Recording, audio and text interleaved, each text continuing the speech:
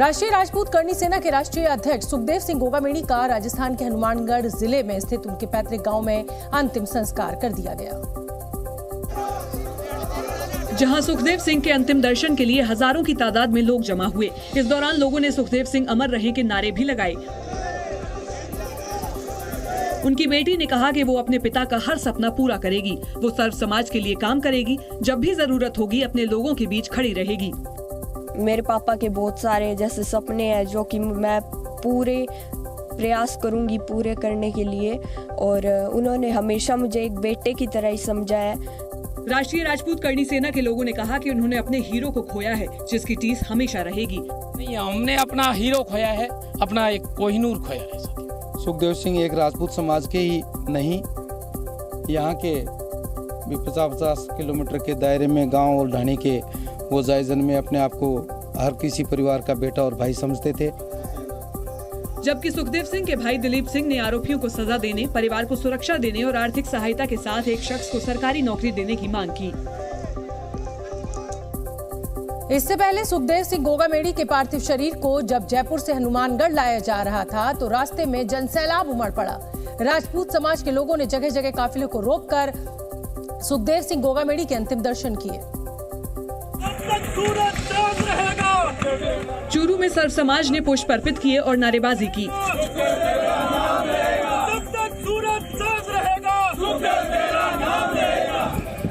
सीकर में गोगामेड़ी की पार्थिव देह पर लोगों ने पुष्पांजलि अर्पित कर नमन किया। सुखदेव दादा की ये कुर्बानी नहीं सहेगा राजपूताना और सुखदेव सिंह अमर रहे के नारे भी लगाए।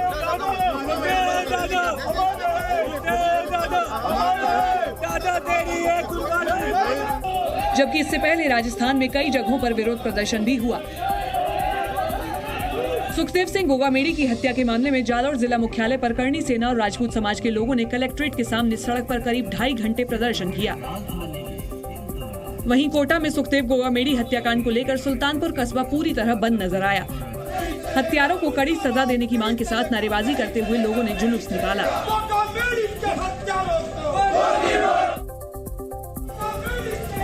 जयपुर में सुखदेव सिंह गोगामेड़ी की हत्या के बाद गुरुवार को मध्य प्रदेश में कई जिलों में बंद का आह्वान किया गया था, लेकिन राजस्थान के मौजूदा प्रशासन ने करनी सेना की सारी मांगें मान ली, जिसके बाद राष्ट्रीय राजपूत करनी सेना ने बंद को कैंसिल कर दिया।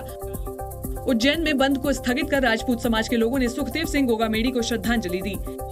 एमपी के रतलाम में भी ऐसा ही नजारा दिखा। यहाँ करनी सेना के लोगों ने घूम घूम कर दुकानें खुलवाई और लोगों को बंद निरस्त होने की जानकारी दी। ग्वालियर के फूलबाग चौराहे पर करनी सेना और राजपूत समाज के लोग जुटे और सुखदेव सिंह गोगामेड़ी की तस्वीर पर पुष्प अर्पित करते हुए उन्हें भावभीनी श्रद्धांजलि दी। हालांकि बैतूल में करनी सेना और राजपूत समाज ने चक्का जाम कर नारेबाजी की और प्रशासन को ज्ञापन सौंपा। इससे पहले सुखदेव सिंह गोगामेड़ी की पत्नी शीला शेखावत ने बुधवार रात श्यामनगर थाने में एफआईआर दर्ज करवाई। एफआईआर में हमलावर रोहित राठौड़ और नितिन फौजी के साथ राजस्थान के पूर्व मुख्यमंत्री अशोक गहलोत और डीजीपी का नाम भी है।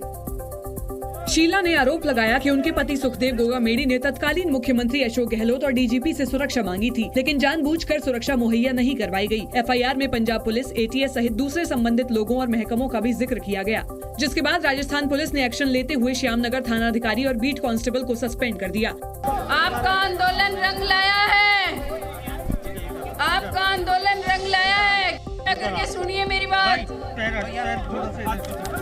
अभी कार्यालय पुलिस उपायुक्त दक्षिण जयपुर श्री सुखदेव सिंह गोगामेड़ी हत्याकांड के प्रकरण में लापरवाही बरतने पर तत्कालीन थानाधिकारी श्यामनगर व थाने के बीट के प्रभारी व बीट कांस्टेबल को तुरंत प्रभाव से निलंबित किया जाता है। इसके अलावा पुलिस ने सुखदेव सिंह गोगामेड़ी के परिवार को हत्यारों को 72 घंटे के अंदर पकड़ने का आश्वासन भी दिया। श्री सुखदेव सिंह गोगामेड़ी हत्याकांड के वांछित अभियुक्त गण को 72 घंटे के भीतर गिरफ्तार किया जाएगा। ये आप लोगों की। हालांकि सुखदेव सिंह गोगामेड़ी की पत्नी समेत हत्याकांड के खिलाफ आंदोलन कर रहे लोगों ने पुलिस को चेतावनी भी दी। सुखदेव सिंह गोगामेड़ी की पत्नी शीला ने कहा कि अगर पुलिस 72 घंटे के भीतर हत्यारों को नहीं पकड़ती तो आंदोलन एक बार फिर से शुरू हो जाएगा। उन्होंने आंदोलनकारियों से भावुक अपील में कहा कि अगर पुलिस अपने वादे को पूरा नहीं करती तो सबको एक बार फिर एकजुट होकर विरोध प्रदर्शन करना होगा। आज तो इन लोगों ने अपने को लिख के लेटर दिया है, लेकिन अगर जरूरत पड़ी तो ये बहन आपको दोबारा से बुलाएगी और आप लोगों को मेरे साथ आना पड़ेगा, मेरा साथ देना पड़ेगा। इस दौरान शीला शेखावत ने अपने पति सुखदेव सिंह गोगामेडी के राजपूत समाज के लिए किए गए कामों को याद किया और लोगों से पूछा कि क्या उनके पति की शहादत बेकार जाएगी। उधर 72 घंटे का वक्त लेने के साथ ही राजस्थान पुलिस सुखदेव सिंह गोगामेडी हत्याकांड में शामिल शूटर्स की तलाश में जुट गई।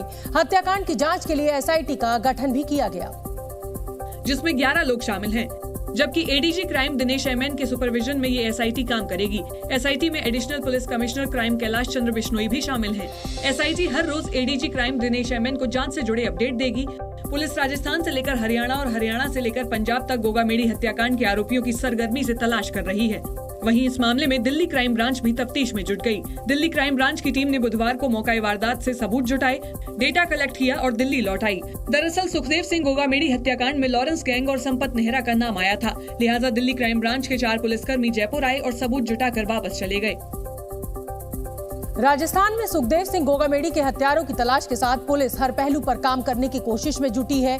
इस सवाल का जवाब भी तलाशा जा रहा है कि हत्यारों ने सुखदेव गोगामेडी को मारने के लिए 5 दिसंबर का दिन ही क्यों चुना। दरअसल पुलिस को शक है कि हत्यारों ने जानबूझकर 5 दिसंबर के दिन इस वारदात को अंजाम दिया, क्योंकि चुनाव के चलते जयपुर पुलिस कानून व्यवस्था के प्रबंधन में लगी थी, जबकि सुखदेव सिंह गोगामेडी के कुछ पर्सनल गार्ड भी छुट्टी पर गए हुए थे। यही मौका हमलावरों को सबसे उपयुक्त लगा। सुखदेव के पीएसओ की गैर मौजूदगी में हमलावर पहुंचे और 18 सेकंड में 17 फायर कर गोगामेडी और नवीन शेखावत की हत्या कर दी। इन हमलावरों के सिर पर खून सवार था, जो इस बात से भी साबित होता है कि उन्होंने भागने के लिए जिस गाड़ी को लेना चाहा उसके ड्राइवर पर भी फायर किया। माना जा रहा है कि राष्ट्रीय राजपूत करणी सेना के अध्यक्ष सुखदेव सिंह गोगामेडी की हत्या को लॉरेंस बिश्नोई गैंग से जुड़े रोहित गोदारा ने अंजाम दिलवाया। रोहित गोदारा ने अपने 2 शार्प शूटरों रोहित राठौर और नितिन फौजी को गोगामेडी की हत्या का जिम्मा सौंपा। लेकिन सवाल ये है कि लॉरेंस बिश्नोई के कहने पर रोहित गोदारा ने अपने शूटर्स को गोगामेडी की हत्या का ऑर्डर क्यों दिया। दरअसल सुखदेव सिंह गोगामेडी के कत्ल की स्क्रिप्ट 6 साल पहले ही लिखी जा चुकी थी, जब राजस्थान के गैंगस्टर आनंदपाल सिंह की पुलिस एनकाउंटर में मौत हुई थी। आनंदपाल सिंह और लॉरेंस बिश्नोई के बीच पुरानी दुश्मनी थी, जबकि सुखदेव सिंह और आनंदपाल के बीच अच्छी दोस्ती थी। इस दौरान कई ऐसी चीजें हुई जिनसे लॉरेंस और गोगामेडी के बीच दुश्मनी की ये लकीर और भी ज्यादा गहरी हो गई और 5 दिसंबर के दिन कातिलों ने मौका मिलते ही सुखदेव सिंह गोगामेडी को गोलियों से भूनकर मार डाला। सुखदेव सिंह गोगामेडी हत्याकांड की एक थ्योरी प्रॉपर्टी डीलिंग से भी जुड़ती नजर आई। सुखदेव सिंह प्रॉपर्टी डीलिंग का भी काम करते थे, जिसकी वजह से उनके कई दुश्मन थे, जिनमें से एक रोहित गोदारा भी था। रोहित गोदारा को लगता था कि सुखदेव सिंह गोगामेडी सिर्फ राजपूत समुदाय के लोगों की मदद करते हैं और जाट बिरादरी के साथ इंसाफ नहीं करते। ऐसे में कुछ जमीन के मामले सामने आए जिनमें सुखदेव ने राजपूतों को सपोर्ट किया। कहा जाता है कि इसी बात को लेकर रोहित गोदारा सुखदेव सिंह से नाराज हो गया। करीब 1.5 साल पहले दुबई और पाकिस्तान के नंबरों से सुखदेव को कॉल करके रोहित ने धमकी भी दी थी, लेकिन सुखदेव ने तब इसे गंभीरता से नहीं लिया। इसी बीच कई कत्ल हुए जिनकी जिम्मेदारी खुलेआम लॉरेंस गैंग ने ली। तब जाकर सुखदेव ने भी लॉरेंस गैंग के गुर्गे की धमकी को गंभीरता से लिया। मार्च 2023 में उन्होंने पुलिस को इसकी जानकारी दी और अपनी सुरक्षा की मांग की। पिछले 1.5 साल से पुलिस के साथ आंख में चौली खेलता आ रहा गैंगस्टर रोहित गोदारा और उसका पूरा गैंग अब पुलिस के निशाने पर है। पुलिस की डायरी में गैंगस्टर गोदारा और उसके 100 से ज्यादा गुर्गों के नाम दर्ज हैं। लेकिन अब तक पुलिस उसके गैंग के सिर्फ 36 लोगों को जेल भेज पाई है। इसके पीछे है रोहित गोदारा का शातिर दिमाग। आपको बता दें कि सुखदेव सिंह गोगामेडी की हत्या के बाद चर्चा में आया रोहित गोदारा पेशे से एक मोबाइल टेक्नीशियन था। बीकानेर के कपूरीसर गांव में रहने वाले रोहित ने 10वीं क्लास पास करने के बाद मोबाइल टेक्नीशियन का काम शुरू किया। 2010-2011 में रोहित गोदारा पर पहली बार जानलेवा हमले का मामला दर्ज हुआ। फिर महिला थाने में प्रताड़ना के केस में वो जेल भी गया। जेल यात्रा के बाद से ही रोहित गोदारा क्राइम की दुनिया में उतर गया और उसके बाद कभी पीछे मुड़कर नहीं देखा। गोदारा के खिलाफ गैंगस्टर राजू थेहट की हत्या समेत अलग अलग मामलों में 32 केस दर्ज हैं, जबकि कहा जाता है कि वो कनाडा में है। उसके खिलाफ इंटरपोल ने रेड कॉर्नर नोटिस जारी किया हुआ है।